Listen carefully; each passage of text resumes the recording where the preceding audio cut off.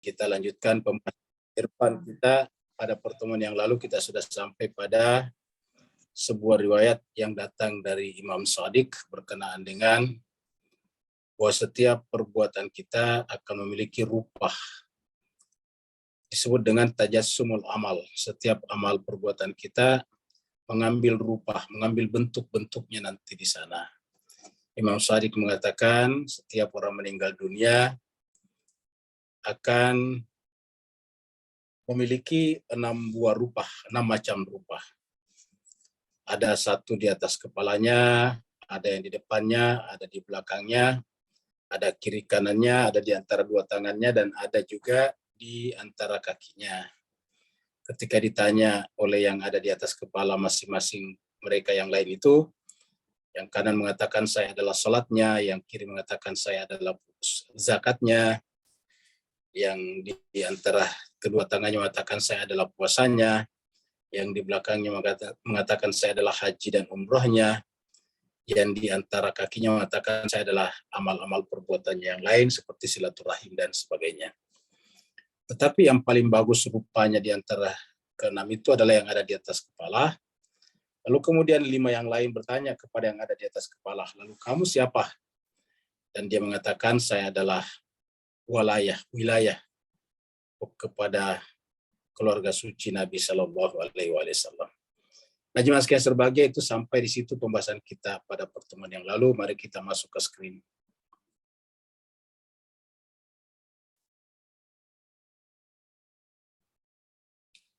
Jadi yang lalu kita sudah sampai di sini nih, ya. Tanggal 8 Oktober. Yang terakhir ini bicara tentang riwayat Imam Bakir, ya, bukan Imam Shadiq. Jadi tadi salah, yang benar adalah Imam Bakir, bukan Imam Shadiq. Jadi adalah Imam Bakir, ayah daripada Imam Shadiq. Jadi Imam Bakir atau Imam Muhammad Al-Bakir bersabda berkata, jika seorang mukmin meninggal dunia dan memasuki alam kubur, bersamanya pula ada 6 rupa yang menempati kedudukannya masing-masing. Di antaranya ada satu yang punya rupa yang paling bagus, paling berwibawa, paling harum, dan paling bersih ketimbang dari yang lainnya. Selanjutnya beliau mengatakan ada satu bentuk rupa yang berdiri di samping kanan. Ada lagi di samping kirinya. Ada juga di antara kedua tangannya, maksudnya di depannya. Ada juga di belakangnya. Ada juga di antara dua kakinya. Tapi yang paling bagus adalah yang ada di atas kepalanya. Setelah kemudian dialog itu, terakhir sekali kemudian semua mereka berkata, yaitu yang di depan, belakang, kiri, kanan, dan sebagainya. Kemudian bertanya kepada yang di atas kepala, kamu sendiri siapa? Kamu paling bagus di antara kami. Kamu yang paling harum. Kamu yang paling berwibawa di antara kami. Lalu rupa tersebut berkata, aku adalah wilayah kepada bait suci Muhammad Sallallahu Alaihi Wasallam. Nah, jadi inilah jemaah sekalian berbahagia, yang paling tinggi adalah wilayah. Itulah sebabnya kita pernah bahas juga Al-Fatihah, bahwa Al-Fatihah itu adalah juga ada 7 ayat. Setiap ayat mewakili satu tingkatan, dan tingkatan yang paling tinggi yang ke-7 adalah wilayah. Ketika kita mengatakan siratal ladzina an'amta alaihim. Jadi kata-kata siratal ladzina an'amta alaihim berarti berwilayah kepada orang-orang yang Allah berikan kenikmatan kepadanya, yaitu kenikmatan kenabian, kerasulan, dan imamah. Yang kepadanya lah Allah SWT amanatkan kita supaya kita berwilayah kepadanya, karena dengan berwilayah kepadanya kita akan mengikuti jalan yang lurus. Suratal mustaqim, suratal ladzina an'amta alaihim. Dan kita pada saat yang sama juga berbaroah. Jadi ada walayah, ada baroah. Berbaroah dari mana? Ghairil maghdubi alaihim waladhdallin. Kita berbaroah, kita berlepas diri dari orang-orang yang dimurkai Allah. Kita juga berlepas diri, berbaroah dari orang-orang yang sesat. Itu ada di dalam Al-Fatihah kita. Sekarang kita masih lanjutkan. Berasaskan keterangan hadis di atas, atau berdasarkan keterangan hadis tadi, yaitu tadi ada 6 rupa, menjadi jelaslah bahwa ibadah dan spiritual itu mempunyai wujud batinnya, mempunyai realitas batin. Jadi ibadah kita, rohani kita mempunyai wujud batin namanya. Maksudnya wujud batin itu kalau kita beribadah, kelihatannya kan ada perbuatannya yang kelihatan. Seperti kalau kita sholat, berdiri, ruku, sujud. Kalau kita berhaji, berangkat dari tempat masing-masing, kemudian kita berhenti di miqat kita ganti ihram dan seterusnya, talbiyah, lalu kemudian kita sa'i dan tawaf dan sa'i. Nah, jadi ini adalah perbuatan kelihatan kita. Kalau bayar zakat kan ada uang, ada beras dan sebagainya. Nah, setiap amalan-amalan yang kelihatan zahir ini ataukah kelihatan ada bendanya ini, ternyata dia juga memiliki wujud-wujud batin. Ini menunjukkan bahwa setiap yang zahir ada batinnya. Seperti dikatakan di dalam surat Yasin, Subhanalladzi biyadihi malakutu kulli syai'. Di segala sesuatu itu punya alam malakutnya. Bisa kita katakan segala sesuatu termasuk perbuatan kita memiliki realitas batin, memiliki wujud-wujud batin. Mewakili tajassumul amal. Jadi amal-amal itu berbentuk menjadi sebuah realitas batin yang untuk sementara tersimpan di alam barzah, alam mithal. Sebelumnya kita bicara tentang 3 alam. Alam dunia kita sekarang, kemudian ada alam barzah, alam mithal, baru kemudian nantinya alam akal atau alam gaib. Ya, sebelumnya kita sudah bicara tentang ini ya. Ini masih ada catatannya di sini. Ya, ini kemarin ya. Jadi ini alam akal, alam materi dulu paling di bawah. Terus ini di atas alam akal. Alam akal biasa disebut dengan alam akhirat. Nah, di antaranya ini ada alam misal, barzakhi, atau misali. Jadi alam materi, alam maddah kalau bahasa Arabnya. Dan di sini ada alam akal, alam akli. Jadi inilah tingkatan kita. Nah, ini kita berada di sini. Di alam materi tadi di sini kita berbuat sesuatu. Setiap kita melakukan perbuatan di sini seperti tadi sholat, puasa, ataukah bakti kepada orang tua, membangun silaturahim dan sebagainya, setiap amal perbuatan kita dalam materi itu mempunyai bentuk-bentuk batinia, bentuk-bentuk misali namanya, bentuk-bentuk barzakhi. Baik itu amal perbuatan baik ataupun amal perbuatan buruk. Kalau amal perbuatan baik, ya menjadi bentuk-bentuk yang baik di sini.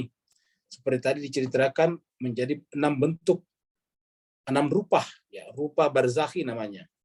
Kalau kita memiliki perbuatan buruk, ya tentu memiliki juga rupa barzakhi. Jadi rupa barzakhinya buruk juga. Nah, jadi seperti itu. Jadi alam materi ada tempat kita beramal sekarang. Dan setiap amal perbuatan itu selalu punya bentuk-bentuk di alam barzakh. Disebut dengan bentuk barzakhinya. Nanti setelah kita meninggal dunia, kita masuk di alam terakhir. Ini adalah alam akal namanya. Alam akhirat kalau bahasa agamanya. Jadi sampai di situ pembahasan kita kemarin. Jadi ibadah dan spiritual itu mempunyai dimensi batin, berbentuk cahaya yang akan menemani dan mendampingi hamba itu kita yang mukmin di dalam alam barzahnya. Jadi mendampingi kita sebagai seorang mukmin di alam barzahnya. Makanya di alam barzah kita sudah lihat ayatnya di surat As-Sajdah ayat 12. Di sana kita menyaksikan ada orang yang ketakutan ketika masuk di alam barzah. Nah, kenapa ketakutan ketika masuk di alam barzah? Kenapa ketakutan ketika masuk di sini? Jadi tadi ketika kita meninggal dunia kan tubuh kita materi kembali ke tanah. Tapi jiwa kita pindah ke sini. Jiwa kita otomatis pindah ke alam barzah ataukah alam misali.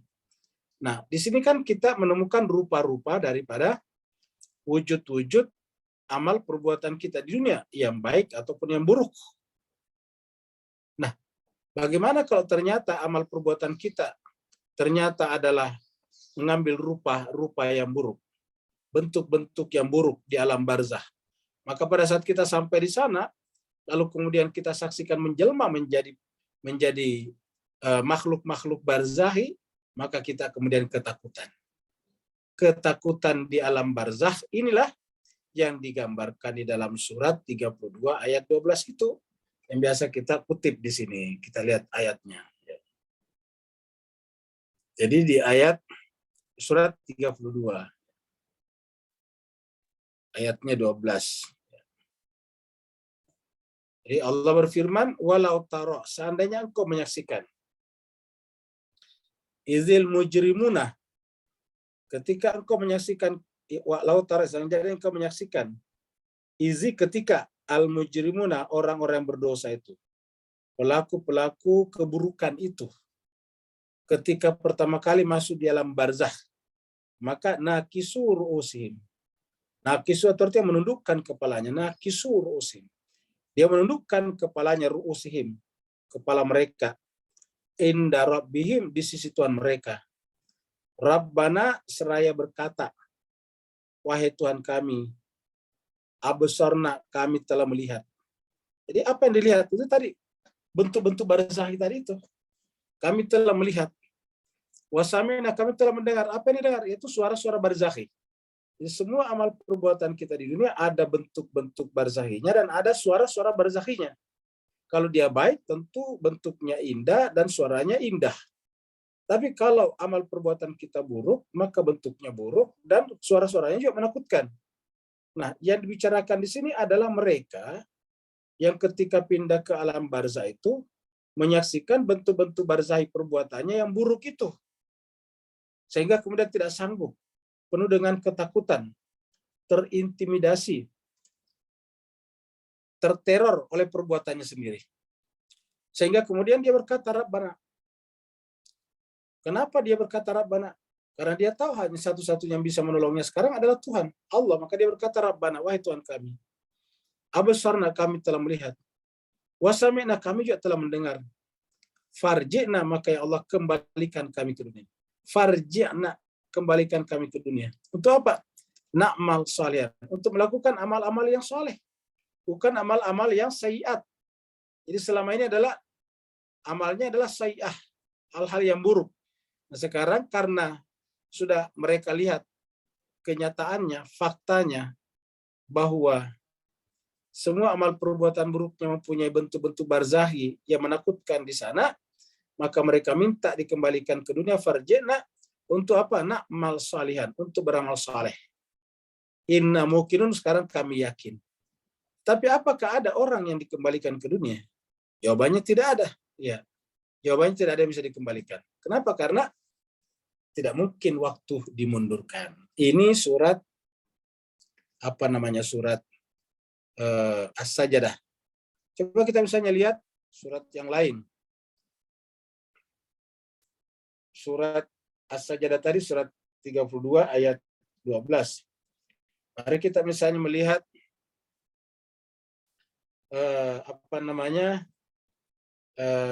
surat An-Nisa, ini An-Nisa ya, surat An-Nisa. Surat An-Nisa, bukan surat An-Nisa, surat Al-An'am ya, surat Al-An'am ya. Kita lihat surat Al-An'am. Ayatnya 93.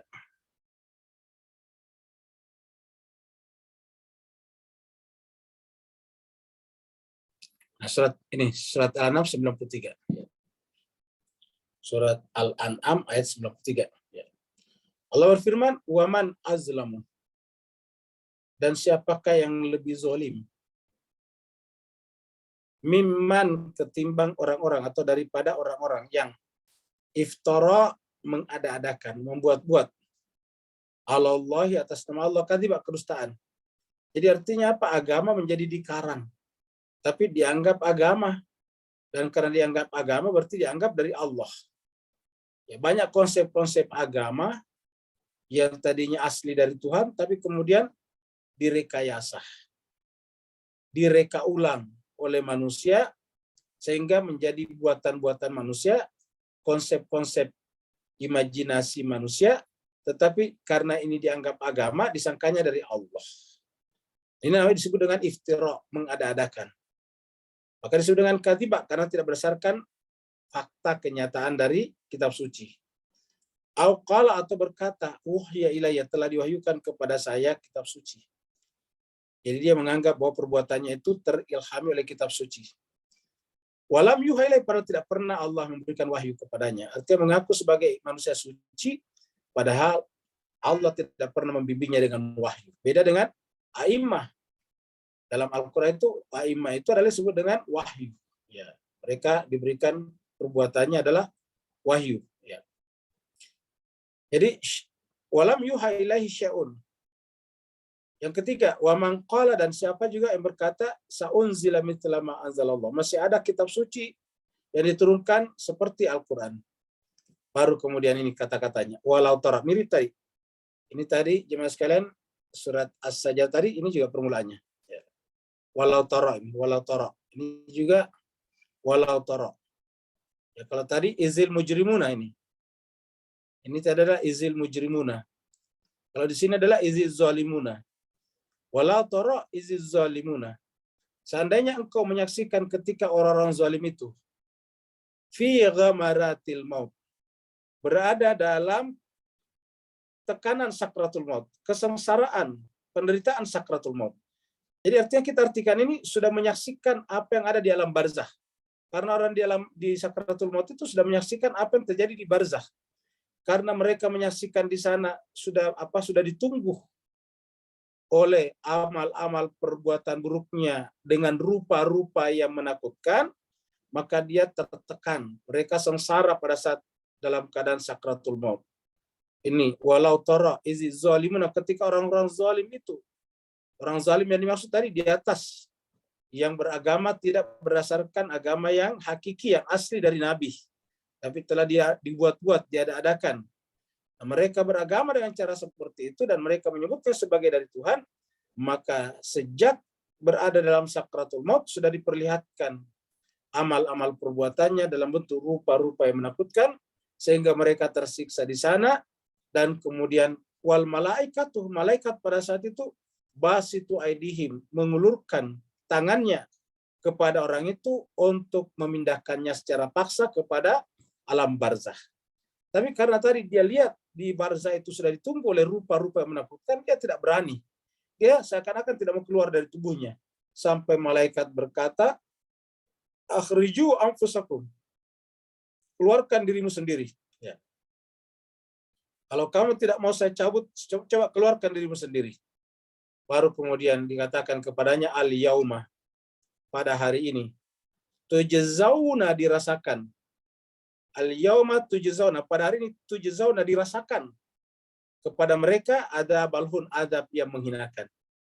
Apa sebabnya? Bima kuntum, disebabkan karena kamu dulu waktu masih sehat, masih di dunia, taquluna, selalu berkata ala Allah, atas nama Allah, gairal haq, yang bukan kebenaran.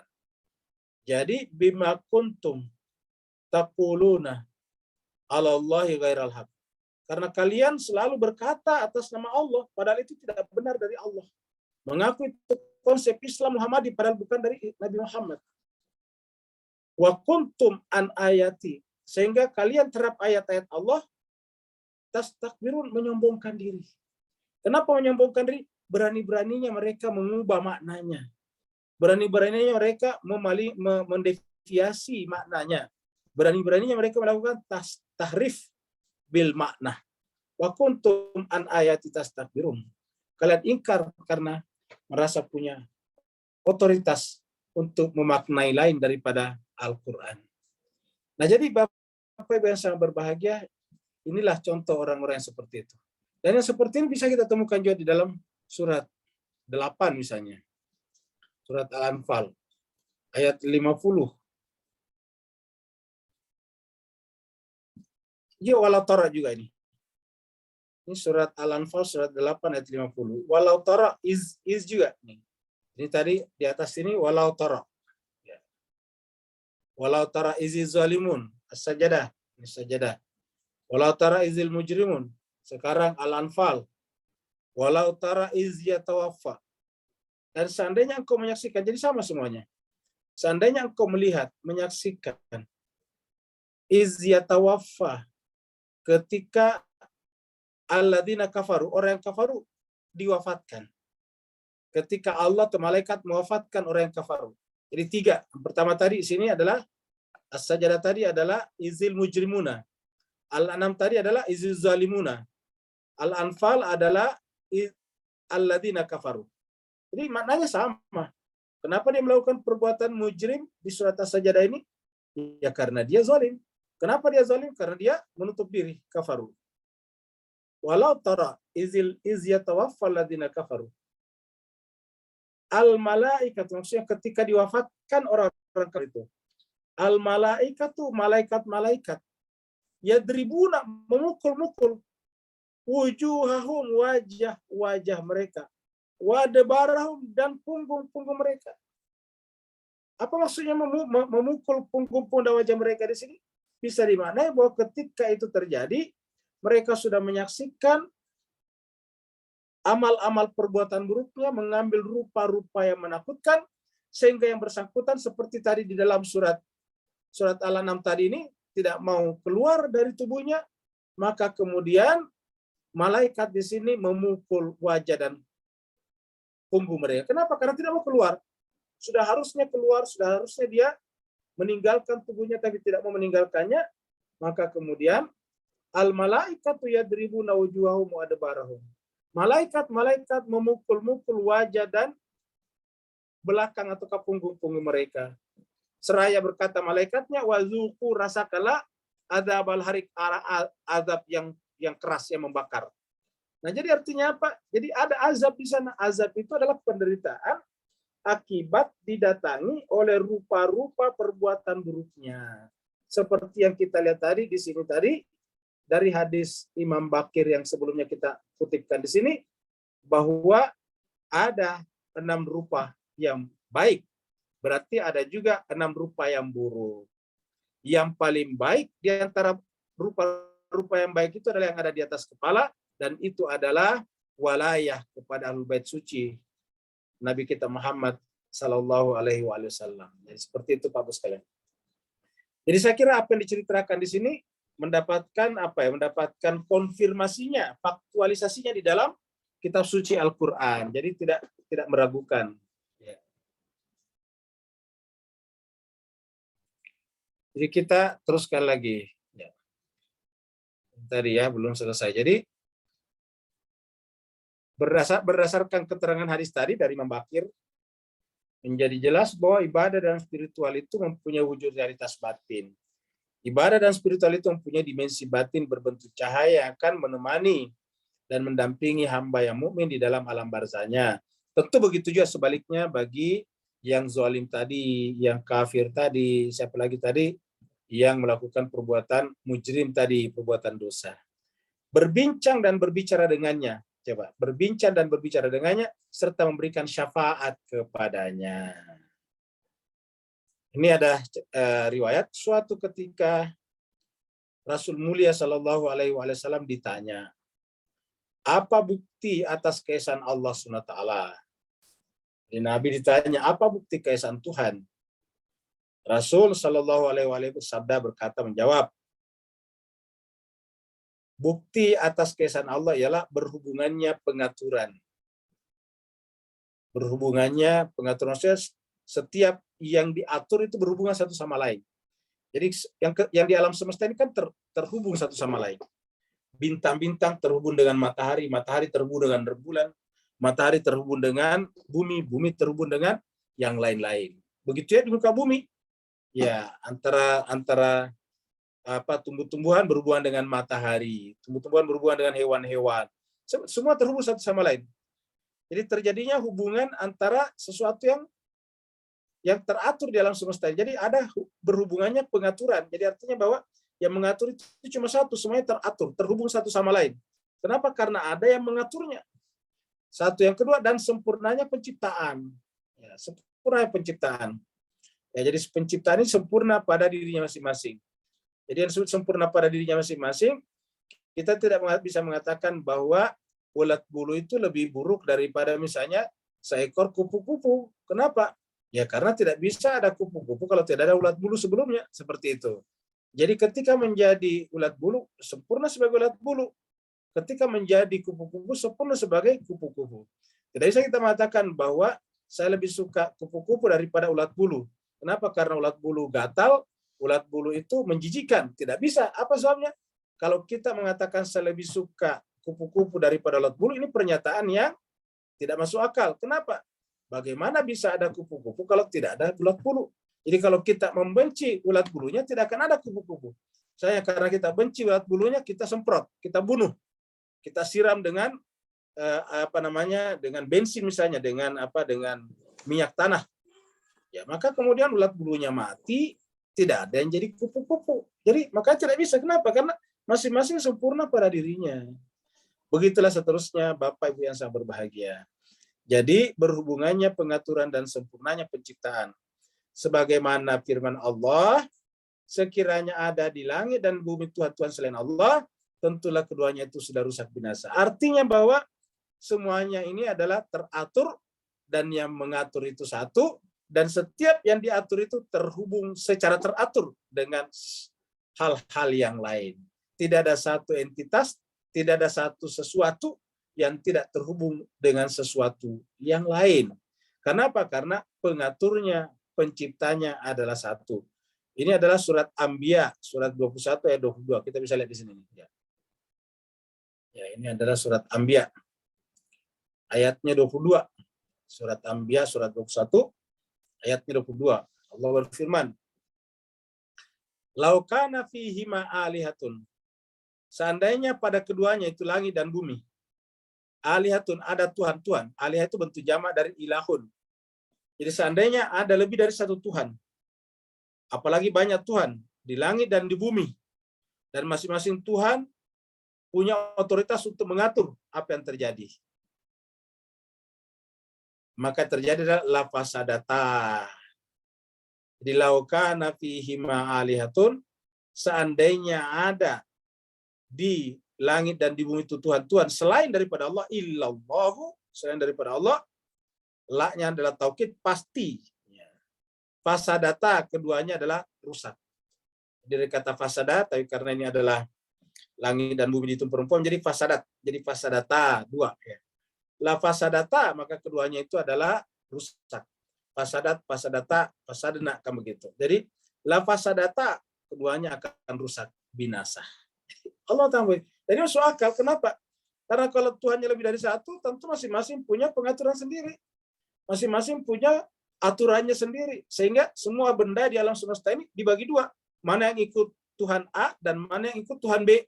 Bayangkan kalau yang ikut Tuhan A berbeda hukumnya dengan yang ikut pada Tuhan B. Akhirnya kemudian terjadilah benturan. Terjadilah perseteruan satu sama lain. Maka dikatakan rusak binasalah. Ya, jadi seandainya ada Tuhan lain daripada Allah, maka la fasadata, langit dan bumi akan rusak. Fasubhanallah, maksudnya Allah dari cara berpikir seperti itu. Kenapa? Allah itu adalah Rabbil Arsy amma yasifun. Jadi subhanallah Rabbil Arsy, maksudnya Allah yang merupakan Tuhannya Arasy, amma dari apa-apa yang mereka sifatkan, yasifun, yaitu bahwa ada ilah-ilah lain selain daripada Allah yang berkuasa di langit dan di bumi. Ya, jadi inilah jemaah sekalian terbahagia. Ya. Tentu saja ungkapan Rasul Shallallahu Alaihi Wasallam ini bukan suatu argumentasi. Ya. Jadi tentu saja ungkapan Rasul SAW ini bukan suatu argumentasi. Akan tetapi sekedar menghilangkan dahaga orang-orang yang memiliki pengetahuan tidak begitu dalam. Jadi pengetahuannya tidak begitu dalam tentang realitas keberadaan wujud absolut Tuhan dan kemestian hamba beribadah kepadanya. Jadi ini bukanlah argumentasi, tapi ini adalah menghilangkan. Jadi kata-kata apa bukti keesaan Allah? Ya, bukti keesaan Allah adalah berhubungannya pengaturan. Karena argumentasi yang paling tepat adalah wujud dan yang bukan wujud. Wujud itu tunggal, ya wujud itu adalah tidak bisa dipersepsi oleh manusia karena dia adalah laisa kamitslihi syai'un dan seterusnya. Nah, maka penggunaan kata ini adalah untuk menambah pengetahuan kita supaya dahaga keingintahuan kita menjadi terjawab. Jadi katakan di sini bahwa tentu saja ungkapan Rasul ini bukan suatu argumentasi, akan tetapi sekedar menghilangkan dahaga orang-orang yang memiliki pengetahuan tidak begitu dalam. Pengetahuannya tidak begitu dalam tentang realitas keberadaan wujud absolut Tuhan dan kemestian kita sebagai hamba untuk beribadah kepadanya. Seperti itu. Sebab dalam berbagai kesempatan lain Rasul Shallallahu Alaihi Wasallam menjelaskan beragam masalah tauhid. Jadi sebab dalam berbagai kesempatan lain Rasulullah Shallallahu Alaihi Wasallam menjelaskan beragam masalah tauhid dan ibadah kepada Tuhan dengan cara yang lebih mendalam. Jadi artinya memang Nabi menjelaskan segala sesuatu itu tergantung yang bertanya. Jadi Bapak sekarang perlu kita sampaikan, kalau kita periksa hadis-hadis Nabi ya, berkenaan dengan jawabannya terhadap pertanyaan-pertanyaan itu terkadang berbeda-beda jawabannya. Tapi berbeda itu bukan bertentangan satu sama lain, tapi bertingkat-tingkat. Ya, tergantung siapa yang bertanya. Misalnya ada yang datang bertanya kepada Nabi dan dia tahu Nabi sebelumnya sudah tahu bahwa orang ini tidak bagus hubungannya dengan orang tuanya. Bertanya apa itu Islam?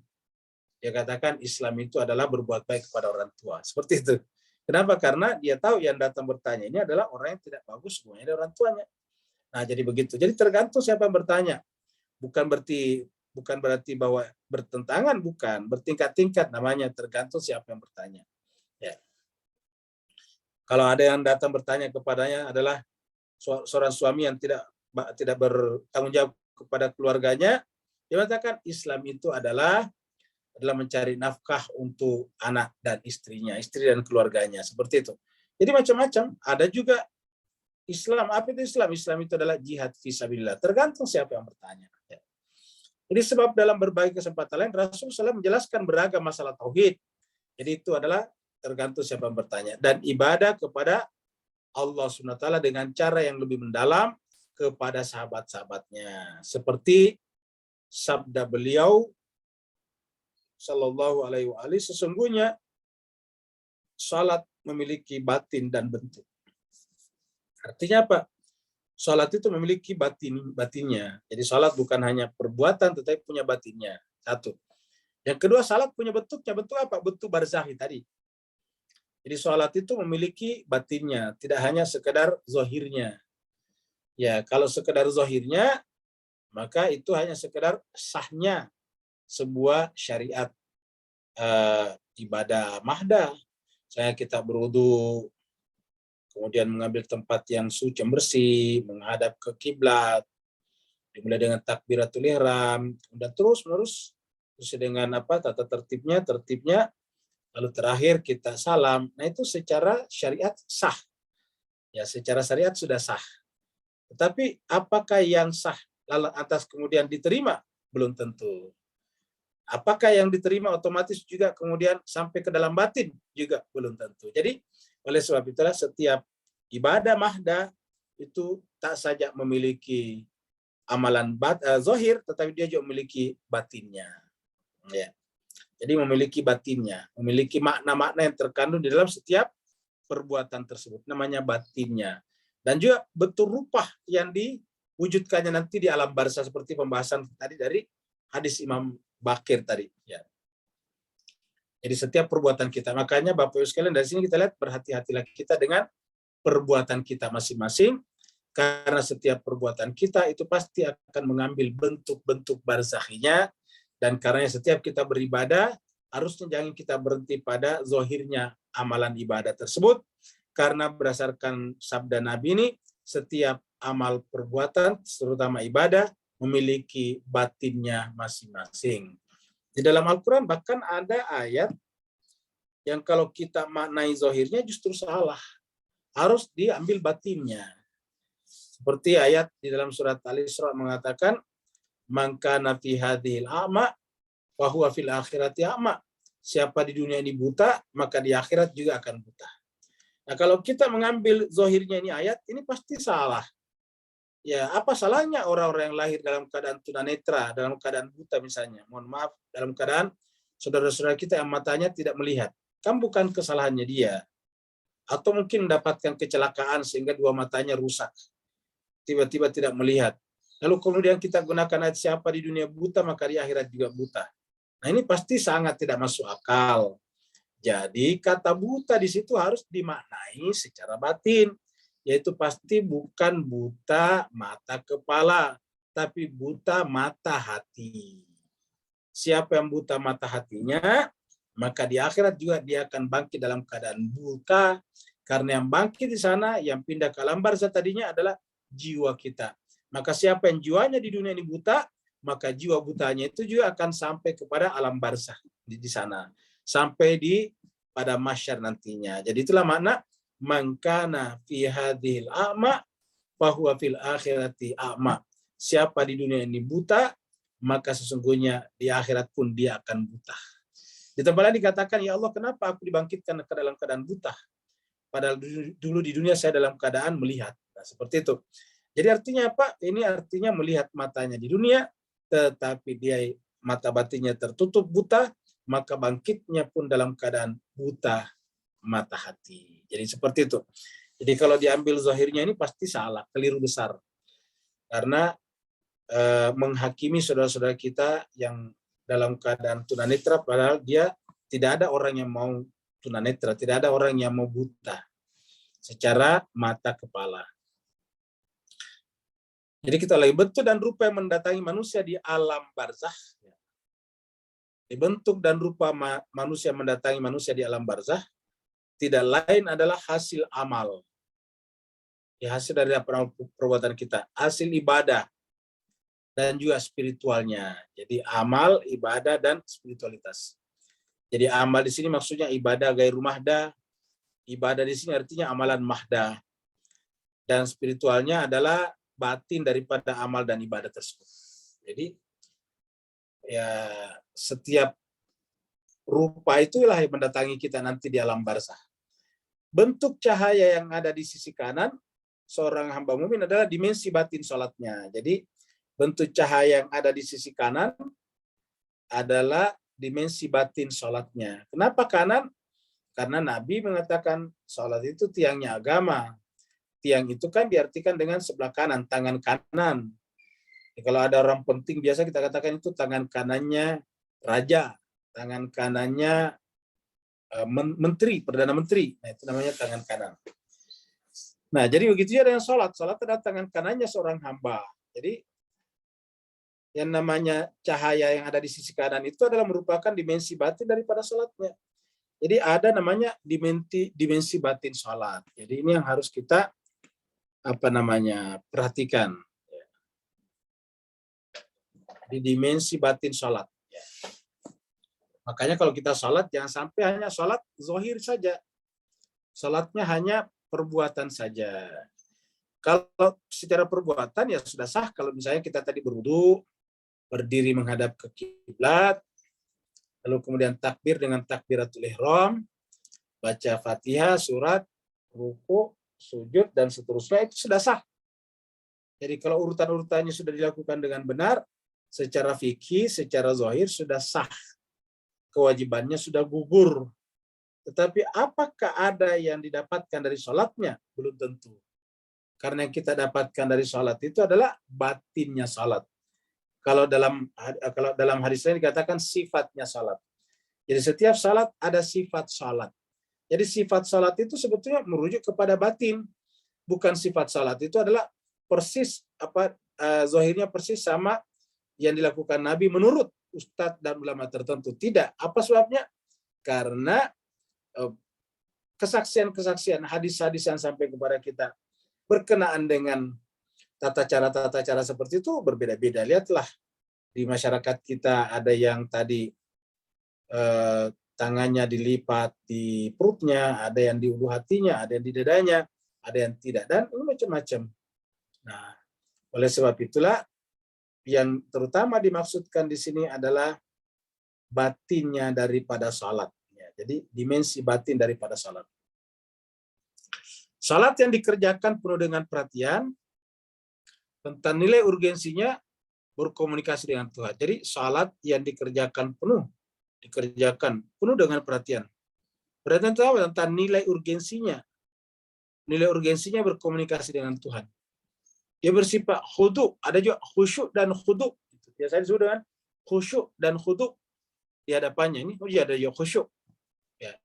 Dan memfokuskan konsentrasi bahwa hidup, nafas, maksud nafas itu adalah kehidupan kita, nafas keluar masuk kita, gerak kita, diam kita, dan seluruh apa yang dimilikinya hanya dipersembahkan pada hadirat Allah Subhanahu wa taala. Jadi seperti itu.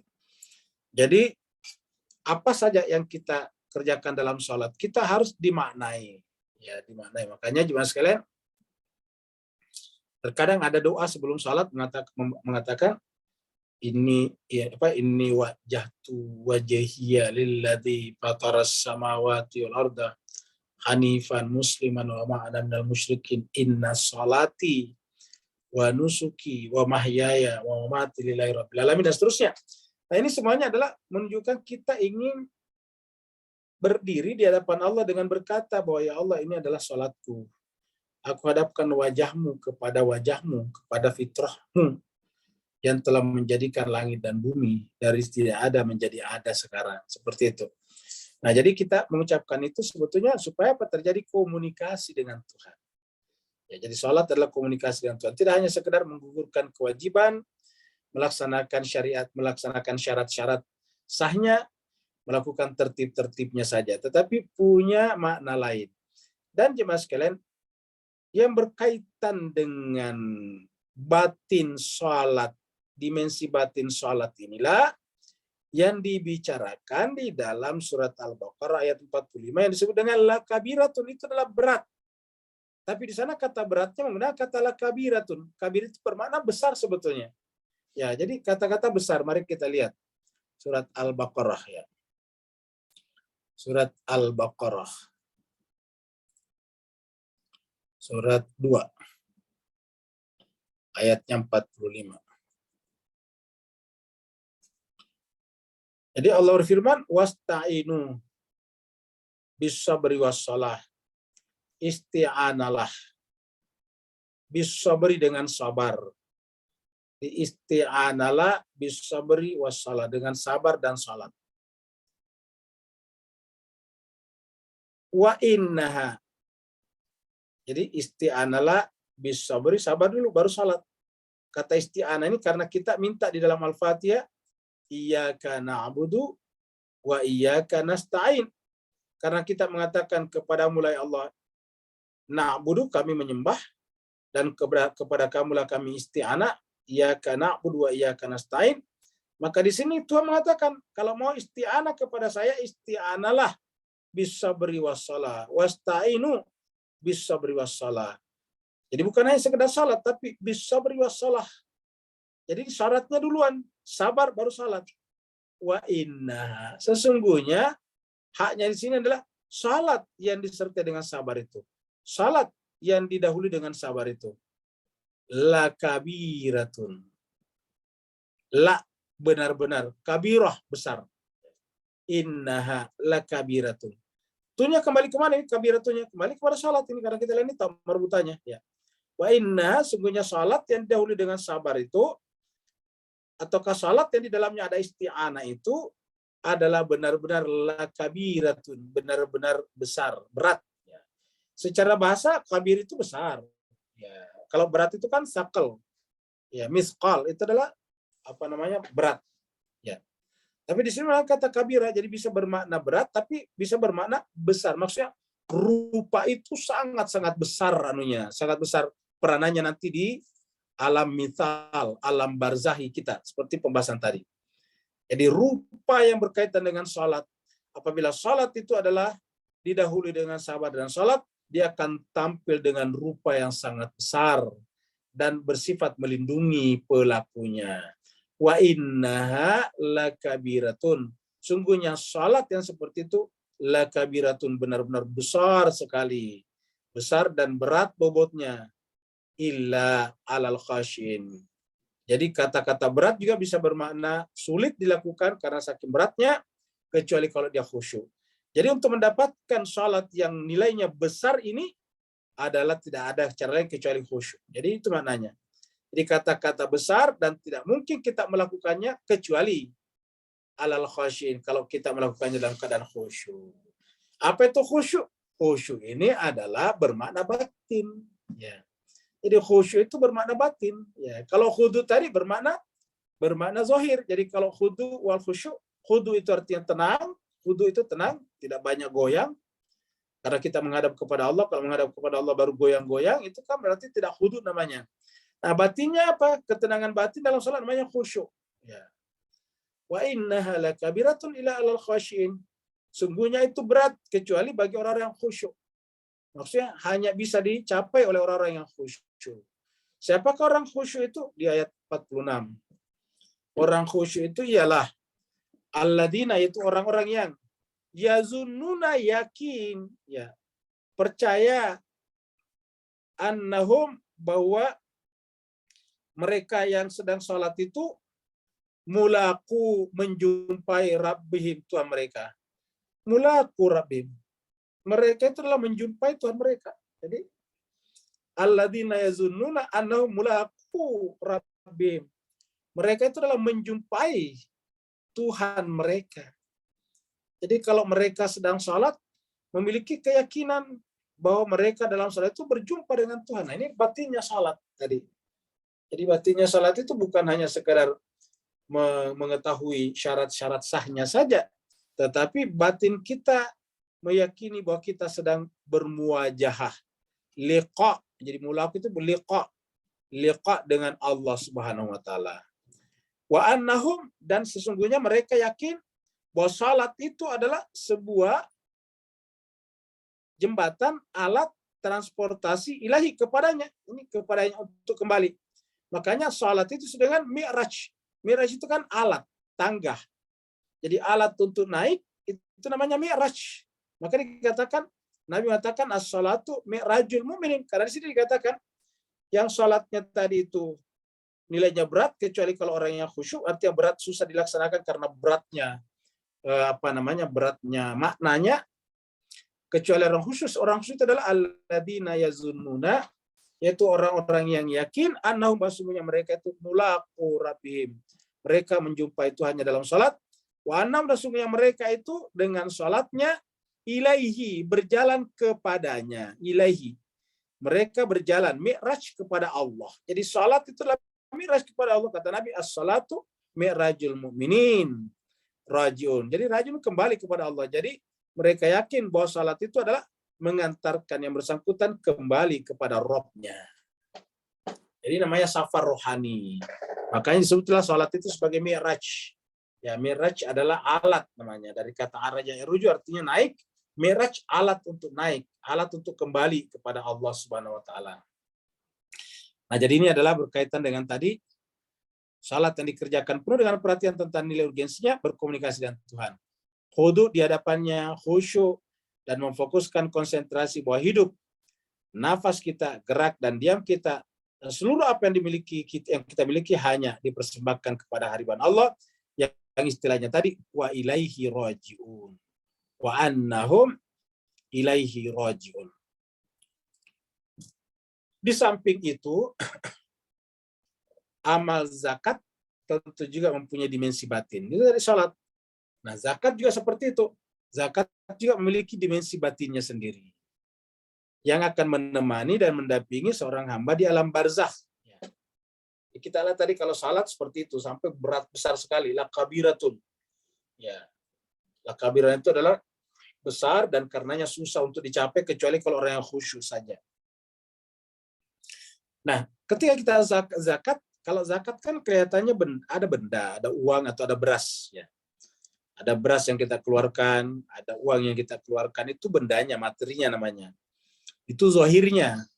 Tapi sebetulnya zakat itu punya dimensi batin, yang nanti akan mengambil rupa juga di alam barzah, rupa barzahi di alam barzah, yang akan menemani kita di sebelah kiri tadinya. Kalau salat tadi di sebelah kanan, zakat di sebelah kiri, ya.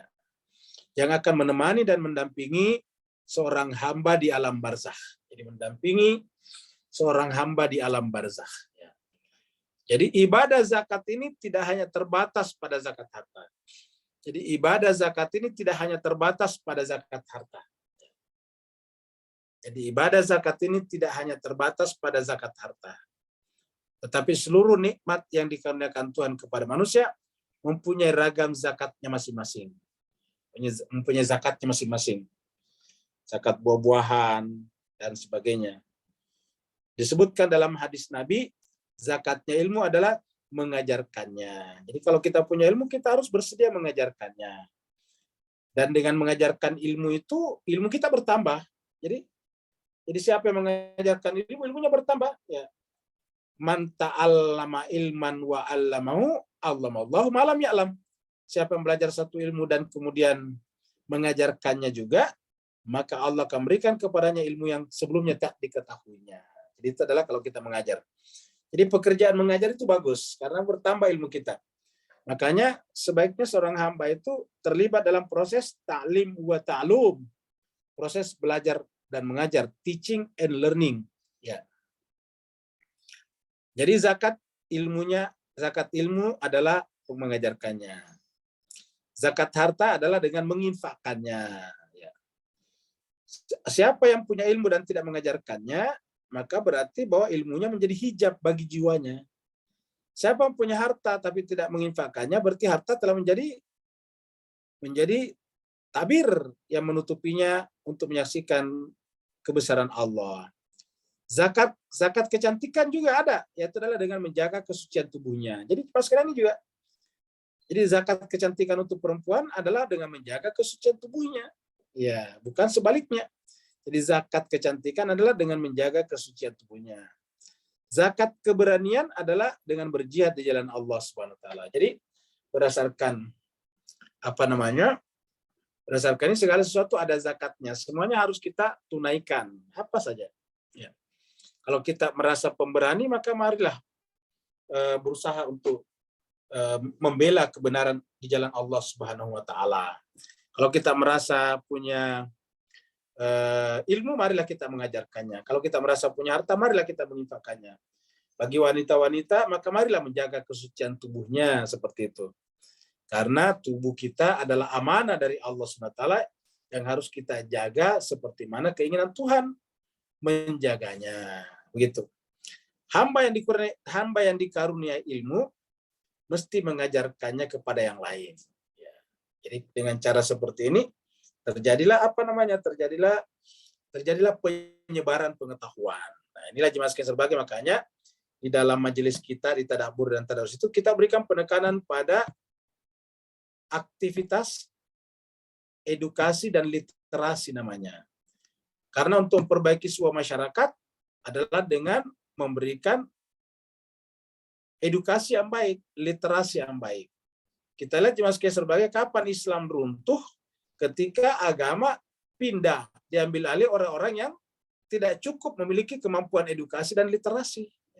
Coba kalau Islam tetap berada di tangan orang yang memiliki literasi dan edukasi seperti Imam Ali dan keturunannya, tentu Islam tidak akan menjadi seperti sekarang, menjadi bangsa pariah.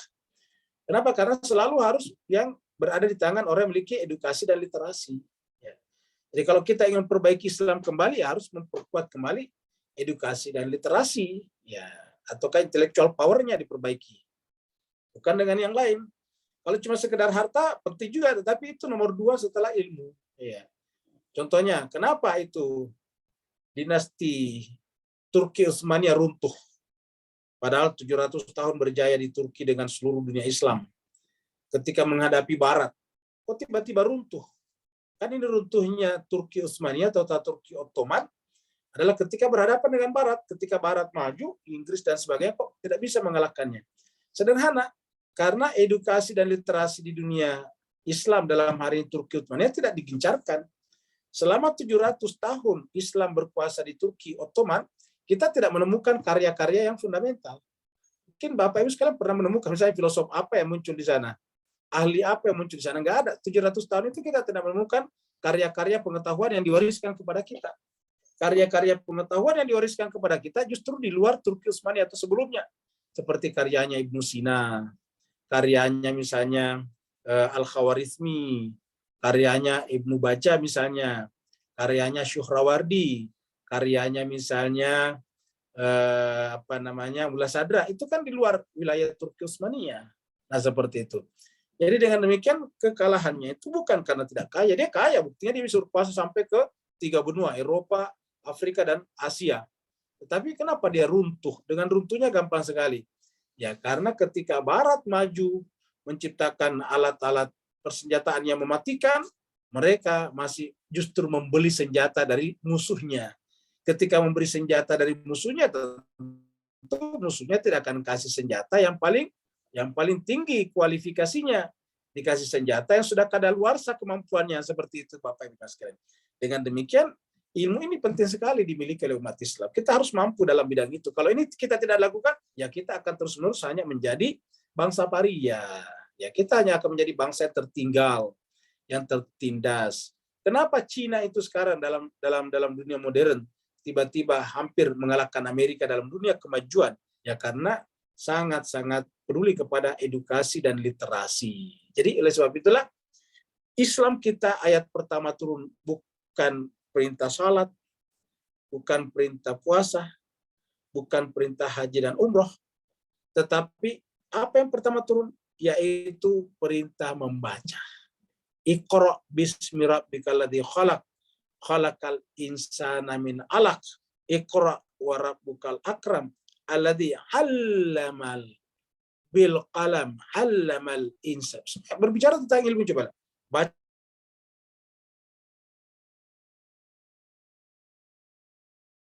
Iqra bismi rabbikal ladzi khalaq, khalaqal insana, iqra wa rabbukal akram, baru alladzi 'allama, yang mengajarkan. Coba. Jadi langsung pekerjaan Tuhan disebutkan adalah mengajarkan. Jadi di dalam surat Al-Alaq itu ada dua perbuatan Tuhan. Satu adalah khalaq, satu adalah allama. Iqra bismi rabbikal ladzi khalaq. Khalaqah. Jadi di situ adalah pertama adalah khalaqah. Ya, khalaqal insana min 'alaq. Iqra wa rabbukal akram. Kenapa dia mulia? Karena alladzi 'allama bil qalam. Dia mengajarkan dengan perantaran kalam. Allamal insana malamnya. Mengajarkan manusia. Jadi pekerjaan Tuhan adalah menciptakan dan mengajarkan ciptaannya. Seperti itulah jemaah sekalian. Maka di sini dikatakan hamba yang dikurniai ilmu mesti mengajarkannya kepada yang lain, ya. Sehingga mereka mendapatkan pencerahan akal untuk membedakan mana yang benar dan yang salah, mana yang hak dan mana yang batil, mana halal, mana haram, berkhidmat pada kemanusiaan dan akhlak serta perbuatan mulia lainnya. Jadi inilah mengajarkan ilmu Bapak Ibu jemaah sekalian. Maka yang harus terdepan di dalam dunia agama kita adalah dunia keilmuan, belajar dan belajar. Jadi bahkan bisa kita katakan kita semuanya mencari nafkah supaya apa? Supaya bisa belajar lagi dan seterusnya. Jadi orientasi kita belajar karena kata Nabi, belajar itu harus dimulai dari sejak buayan. Kalau salat sejak akil balik, puasa sejak akil balik. Tapi belajar dari buayan, minal mahdi ilal lahdi, dari buayan sampai kepada lahat, liang lahat. Dapat kita bayangkan sekalian. Jadi yang namanya belajar itu dari sejak dini sampai kepada liang lahat. Ya, jadi begitulah pentingnya belajar. Makanya marilah kita memperkuat dunia belajar mengajar. Kalau kita tidak memperkuat dunia belajar mengajar, ya umat Islam tetap seperti ini. Ya. Dan kita sampaikan di sini Pak Bu sekalian, kalau kita tidak beraktivitas dalam dunia belajar mengajar atau mencari nafkah ataukah membangun hubungan-hubungan dengan baik dengan sesama manusia sehingga Islam bisa diterima, maka kemudian apa tandanya kita menjadi penanti imam zaman. Di pembahasan kita di hari Kamis yang lalu. Jadi dengan demikian Mas Serbaga, kita ini bukan menunggu untuk ditolong imam zaman, justru kita ini menolong imam zaman. Ya, seperti itu Bapak sekalian. Jadi kaitannya kita dengan imam zaman cuma 3 saja kemungkinan. Pertama yang paling tinggi adalah menolong imam zaman. Yang kedua adalah menanti untuk ditolong imam zaman. Itu namanya menjadi beban imam zaman. Yang ketiga yang paling berbahaya apa? Menentang imam zaman. Cuma 3 saja jenis manusia. Entah menjadi penolongnya kah, entah jadi bebannya kah, entah jadi penentangnya kah. Cuma 3 saja. Kalau ada yang menanti imam zaman, tapi menanti untuk ditolong, ya itu berarti dia menjadi beban imam zaman. Ya. Tapi ada juga orang, bahkan cukup banyak orang yang justru menentang kehadiran imam zaman. Jadi seperti itu. Jika dikaruniai harta, berinfaklah di jalan Tuhan. Dan bantulah orang-orang fakir dan miskin. Terutama fakir miskin yang ingin belajar. Karena ini yang pertama sekali, Pak sekalian. Jadi bantulah orang-orang fakir dan miskin yang ingin belajar. Karena ini paling penting jemaah sekalian berbahagia. Jadi orang-orang fakir miskin untuk merubah keadaannya bagaimana? Belajar. Karena orang fakir itu kan tidak mungkin dia dibantu terus-menerus. Harus dibantu dalam rangka memperbaiki dirinya, seperti ayat mengatakan, innallaha la yughayyiru ma biqaumin hatta yughayyiru ma bi anfusihim. Sungguhnya Allah tidak akan mengubah keadaan suatu kaum sebelum individu-individu, person-person yang ada di dalam kaum itu merubah dirinya sendiri. Bagaimana cara merubahnya? Iqra, belajar dan belajar. Jadi, maka fakir miskin di sini dibantu adalah yang mau belajar terutama. Apa sebabnya? Karena kalau dia belajar, maka dia akan meninggalkan kefakiran zahirnya minimal dan menuju kepada kekayaan batinnya. Orang miskin yang belajar, dia meninggalkan kemiskinan bendanya, menuju kepada kekayaan ilmunya. Seperti itu Pak Bu sekalian. Jika dikaruniai kecantikan, mesti menjaga kesuciannya, dan jangan sampai lalai dalam menjaganya, sehingga menjatuhkan dirinya dan orang lain pada keburukan. Jadi jangan sampai kecantikan hanya menjadi fasilitas untuk melakukan pelanggaran-pelanggaran hukum-hukum agama. Bagi yang diberikan nikmat keberanian, mesti lebih banyak hadir dalam peperangan membela kemuliaan agama Tuhan. Ya, jadi jemaah sekalian sebagai sekarang tidak ada peperangan, yang membela dalam argumentasi, ujung-ujungnya kembali kepada siapa? Tadi di atas ilmu. Karena sekarang media sosial ini sudah menjadi realitas kehidupan kita. Jadi komunikasi antar manusia sekarang ini dengan media sosial, sosmed. Sosmed itu seperti WhatsApp misalnya, Telegram, Instagram, Twitter, Meta ataukah Facebook, dan juga terakhir kita lihat adalah Zoom. Zoom ini adalah media massa yang sosial media yang luar biasa. Nah, harusnya kita sekarang berperang di sini nih. Ya, karena kata orang sekarang perang itu sebetulnya sudah tidak relevan lagi, perang asimetris. Ya, perang sekarang ini adalah bukan lagi perang konvensional, tapi perang sekarang ini adalah perang media massa, perang media sosial, seperti itu. Jadi perangnya adalah melalui media sosial. Kalau kita menghidupkan Zoom seperti ini, luar biasa jemaah sekalian berbahagia.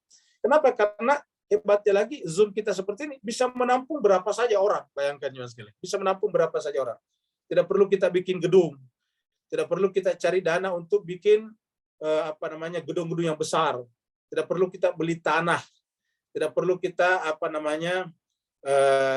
menyewa, membayar karyawan, officer, tidak perlu kita atau staff, tidak perlu kita membeli alat-alat dan sebagainya. Luar biasa. Di rumah-rumah kita masing-masing, di negara-negara yang berbeda-beda, kita bisa bersatu belajar. Dulu orang hanya bisa belajar dari ulama yang ada di KUM, kalau orang pergi ke KUM misalnya. Tapi sekarang kita bisa menghadirkan beliau di dalam Zoom kita, sehingga dia tetap tinggal di KUM, tapi dia bisa memberikan pencerahan kepada kita. Nah, jadi ini harus kita maksimalkan Bapak Ibu jemaah sekalian. Kita harus maksimalkan ini penggunaan sosial media ini sekarang. Kita harus menunjukkan keberanian kita di sana. Kalau kita tidak melakukan ini, ya berarti kita hanya menunggu imam zaman secara pasif. Dan siapa yang menunggu imam zaman secara pasif, ya berarti hanya akan menjadi beban imam zaman. Dia hanya menunggu imam zaman, dia merubah dirinya. Padahal kita lah yang menjadi penolong imam zaman agar dia datang menegakkan keadilan. Kenapa? Karena sudah siap kita menerimanya. Sudah siap kita membantunya. Ya, seperti itu. Nah, jadi inilah Bapak Ibu sekalian. Jadi adalah membela agama. Jadi di sini kita jangan bayangkan membela lagi dengan berperang, itu tidak laku lagi sekarang. Jadi perang seperti itu tidak laku karena efeknya besar sekali. Lihatlah Ukraina dengan Rusia berperang. Akhirnya apa efeknya? Seluruh dunia Pak Bu sekalian, seluruh dunia. Ya bermasalah sekarang dengan inflasi. Bermasalah sekarang dengan terganggunya mata rantai pasok bahan-bahan kebutuhan manusia seperti gandum dan sebagainya. Itu akhirnya kemudian kita sekarang lihat dunia diambang resesi global. Kenapa? Karena itu tadi semuanya serba mahal karena mata rantai pasoknya terganggu oleh peperangan, dan peperangan ini bersambung dengan apa? COVID. Jadi kita belum apa-apa dari COVID sudah terjadi perang dan seterusnya. Jadi Bapak Ibu sekalian, semuanya ini harusnya kita orang Islam lebih cerdas memahaminya. Kenapa? Karena bumi ini, kehidupan ini adalah ciptaan Allah untuk kita pelajari, untuk kita manfaatkan. Kita manusia ini dalam pandangan Islam Al-Quran adalah khalifahnya. Khalifah Tuhan di muka bumi, berarti kan harus mampu menyingkap rahasia-rahasia dan misteri-misteri ini untuk kemudian kita gunakan bagi kemaslahatan umat manusia secara keseluruhan untuk menjalankan tugas-tugas kekhalifahan kita. Seperti itu Bapak sekalian. Jadi dia harus lebih bertanggung jawab untuk berkorban di jalan agama. Jadi kalau misalnya kita untuk mengorbankan saja waktu tidak bisa, bagaimana bisa mengorbankan jiwa kita? Ya, bagaimana kita bisa mengorbankan lebih banyak lagi? Waktu saja susah untuk dikorbankan. Kalau kita korban waktu kan semua orang punya waktu. Kalau berkorban harta kan tidak semua orang punya harta. Tapi kalau korban waktu semua orang punya waktu. Ya. Jadi dia harus lebih bertanggung jawab untuk berkorban di jalan agama. Semua ini adalah zakat. Ya, jadi semuanya adalah zakat. Yang jika ditunaikan dengan baik akan berubah di alam barzah menjadi cahaya yang dibangkitkan bersama dengan mukmin lain yang menegakkannya. Mereka kemudian akan berada di samping kiri hamba dan mengawalnya. Jadi inilah kurang lebih rupa yang kedua. Rupa yang pertama, rupa barzahi maksudnya, itu adalah salat kita. Rupa barzah yang kedua adalah zakat kita. Rupa barzahinya salat adalah di sebelah kanan kita. Rupa barzahinya zakat kita adalah di sebelah kiri kita. Sehingga lengkaplah kanan dan kiri ada. Dan inilah nanti yang menjadi cahaya pada saat kita meninggal dunia. Mari kita lihat dulu surat Musyawarah, ya, surat 42.